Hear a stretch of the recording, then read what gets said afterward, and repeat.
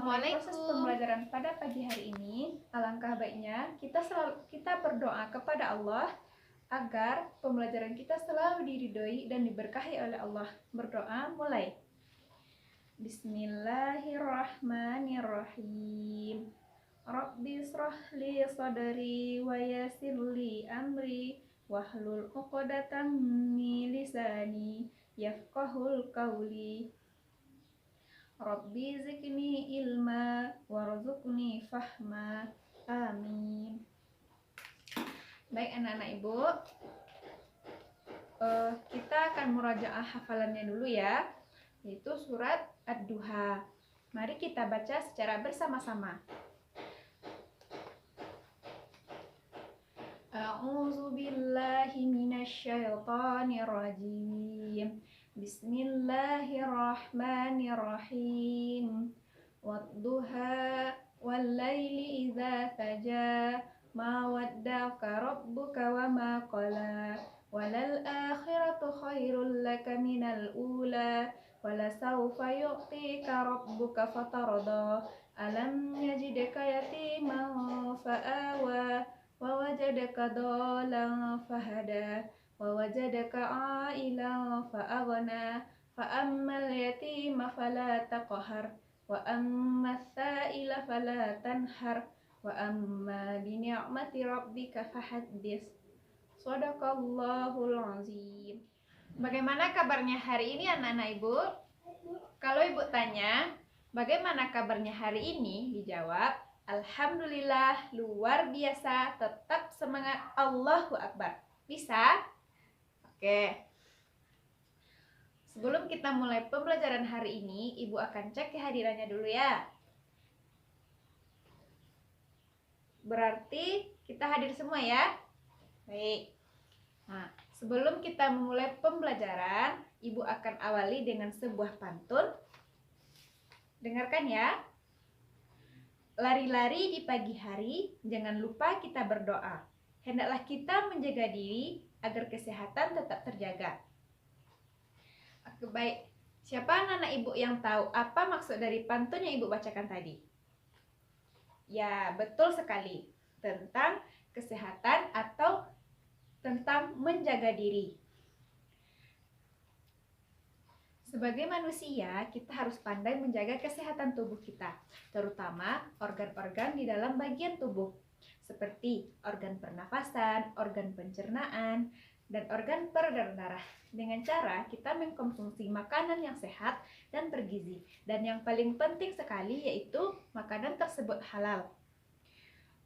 Untuk itu, kita harus selalu bersyukur kepada Allah karena Allah telah memberikan kita kesehatan dan kita dapat berkumpul dan menuntut pelajaran di sekolah ini. Nah, setelah pembahasan tadi, Ibu mau nanya, anak-anak Ibu pernah nggak mengalami luka? Pernah, Bu. Kalau luka, apa yang keluar? Darah, Bu. Nah, kira-kira dari pertanyaan Ibu tadi, siapa yang tahu pembahasan kita pada kesempatan ini? Tentang darah, Bu. Ya, betul. Kita akan membahas tentang darah, tepatnya organ peredaran darah. Sebelum kita masuk ke pembelajaran, Ibu akan memutarkan sebuah video. Simak dengan baik ya. Nanti akan Ibu tanya. Halo teman-teman, masih ingat kan pembahasan kita pada bab sebelumnya? Itu loh, tentang sistem pencernaan manusia dan hewan. Nah, hari ini Mama bantu kita ya buat membahas tentang sistem peredaran darah pada manusia. Oke, Pipo. Teman-teman, kalian ingat kan kalau proses pencernaan makanan menghasilkan sari makanan? Sari-sari makanan hasil proses pencernaan akan diedarkan ke seluruh bagian tubuh untuk dimanfaatkan. Nah, bagian tubuh yang memiliki tugas untuk mengangkut dan mengedarkan sari makanan adalah darah. Selain itu, darah juga berfungsi mengedarkan oksigen dan karbon dioksida hasil pernafasan. Betul, Pipo. Jadi, darah itu punya dua fungsi buat tubuh kita. Darah berfungsi untuk mengangkut dan mengedarkan sari makanan hasil proses pencernaan ke seluruh tubuh. Selain itu, darah juga berfungsi mengedarkan oksigen dan karbon dioksida hasil pernapasan. Peredaran atau aliran darah di dalam tubuh manusia terjadi melalui organ peredaran darah, yaitu jantung dan pembuluh darah. Jantung adalah organ tubuh yang berfungsi untuk memompa darah ke seluruh tubuh. Jantung manusia terletak di dalam rongga dada agak sebelah kiri. Kamu tahu nggak besar jantung kita? Kalau jantung orang dewasa sih kira-kira seukuran satu kepalan tangan yang beratnya 300 gram. Di dalamnya, jantung memiliki 4 ruang, yaitu serambi kiri, serambi kanan, bilik kiri, dan bilik kanan. Betul nggak, Ma? Betul, Pipo. Sebagai alat pemompa darah, jantung memiliki otot-otot yang kuat. Otot bilik lebih tebal daripada otot serambi, karena otot bilik memompa darah keluar jantung untuk diedarkan ke seluruh tubuh. Oh iya, di antara serambi dan bilik jantung, ada pemisah berupa pintu turun yang disebut katup jantung. Katup jantung yang sehat dapat menutup sangat rapat, sehingga darah dari bilik tidak tercampur dengan darah dari serambi. Katup-katup itu membuka dan menutup seirama dengan denyutan jantung. Kalau nggak salah, pembuluh darah dapat dibedakan menjadi 2 berdasarkan arah aliran darah, yaitu pembuluh nadi atau arteri dan pembuluh balik atau vena. Bener banget, Pipo. Pembuluh nadi adalah pembuluh yang mengalirkan darah keluar dari jantung. Pembuluh nadi yang paling besar disebut aorta. Kalau pembuluh balik adalah pembuluh darah yang mengalirkan darah masuk ke dalam jantung. Pembuluh balik yang paling besar ada 2, yaitu pembuluh balik atas dan pembuluh balik bawah. Kamu tahu nggak, Pipo? Darah dalam tubuh manusia selalu beredar dalam pembuluh darah, sehingga disebut peredaran darah tertutup. Berdasarkan panjang dan pendeknya jalur yang ditempuh, peredaran darah manusia dibagi menjadi peredaran darah kecil dan peredaran darah besar. Peredaran darah kecil berlangsung dari jantung ke paru-paru, kemudian kembali ke jantung lagi. Urutan peredaran darah kecil adalah serambi kanan, lalu ke bilik kanan, ke paru-paru, lalu ke serambi kiri. Berarti kalau peredaran darah besar berlangsung dari jantung ke seluruh tubuh, kecuali paru-paru dan kembali ke jantung. Urutan peredaran darah besar adalah serambi kiri, lalu ke bilik kiri, ke seluruh tubuh, lalu ke serambi kanan. Dari video yang telah Ibu tayangkan tadi, apa saja organ peredaran darah? Ya, betul. Organ peredaran darah terdiri dari yang pertama yaitu jantung. Jantung berfungsi memompa darah. Letak jantung berada di dalam rongga dada di sebelah kiri, kira-kira di sekitar sini. Dan besar jantung kira-kira sebesar kepalan tangan orang dewasa dan beratnya mencapai 300 gram. Jantung terdiri atas 4 ruangan. Yang pertama, ada serambi kanan, serambi kiri, bilik kanan, dan bilik kiri. Untuk lebih jelasnya, anak-anak Ibu bisa melihat gambar jantung di dalam buku paketnya. Dari setiap ruangan di dalam jantung memiliki fungsi yang berbeda-beda. Di antaranya, serambi kanan memiliki fungsi menerima darah dari seluruh tubuh. Serambi kiri berfungsi menerima darah dari paru-paru. Bilik kanan berfungsi menerima darah dari serambi kanan dan memompa darah ke paru-paru untuk dibersihkan. Dan bilik kiri berfungsi menerima darah dari serambi kiri dan memompa darah ke seluruh tubuh. Organ peredaran darah yang kedua yaitu pembuluh darah. Darah yang dipompa dari jantung dialirkan melalui pembuluh darah. Pembuluh darah merupakan saluran tempat mengalirnya darah dari jantung ke seluruh tubuh ataupun sebaliknya dari tubuh menuju jantung. Berdasarkan aliran darahnya, pembuluh darah dibedakan menjadi 2, yaitu pembuluh nadi atau arteri dan pembuluh balik atau vena. Pembuluh nadi atau arteri adalah pembuluh darah yang mengalirkan darah dari jantung. Dan pembuluh vena adalah pembuluh darah yang mengalirkan darah menuju jantung. Dan yang selanjutnya, organ yang ketiga yaitu paru-paru.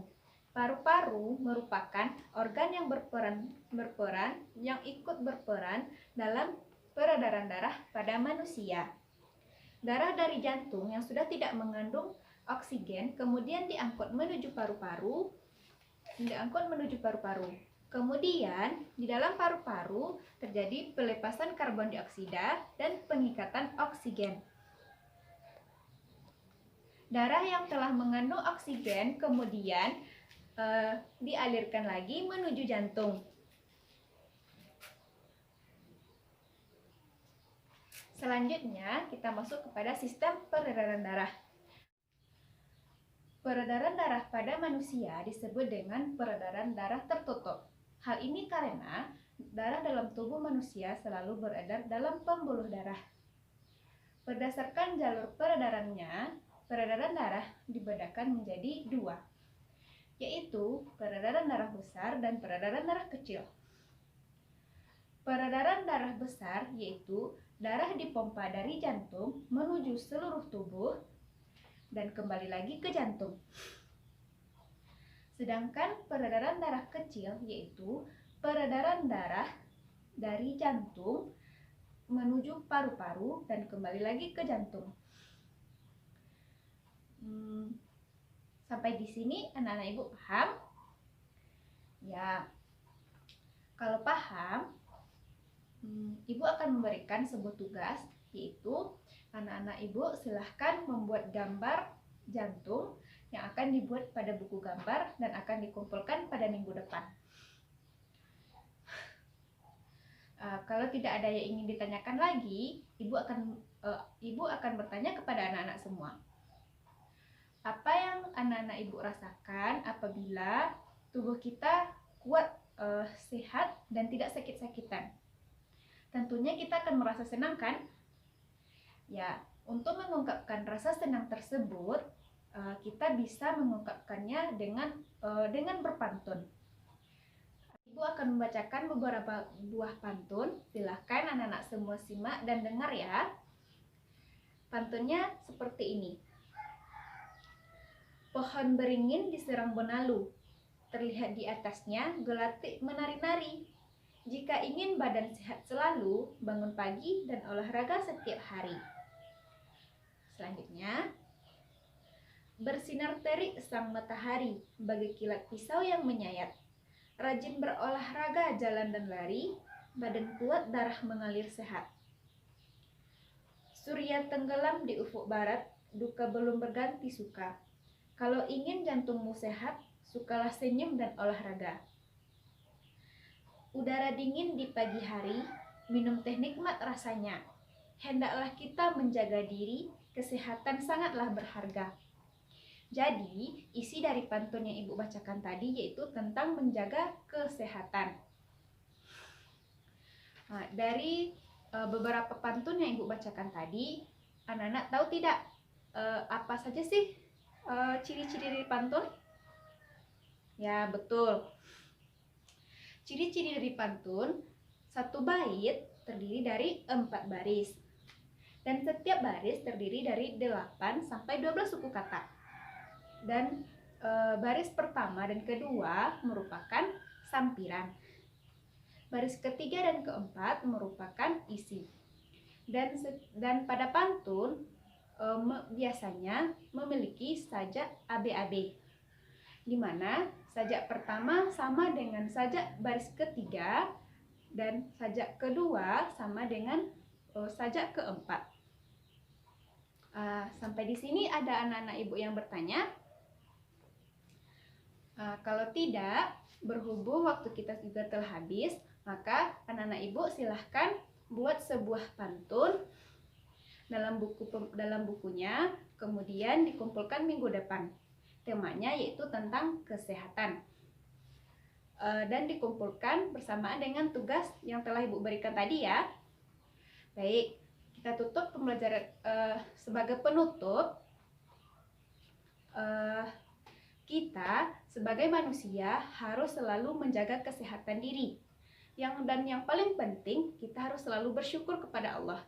Karena Allah telah memberikan kesempatan dan kesehatan kita untuk dapat berkumpul di sekolah ini. Baik, kita tutup pembelajaran kita dengan lafaz hamdalah, alhamdulillahirabbil alamin. Dan disempurnakan dengan doa kafaratul majelis. Subhanakallahumma wa bihamdika asyhadu an la ilaha illa anta astaghfiruka wa atubu ilaik. Assalamualaikum warahmatullahi wabarakatuh.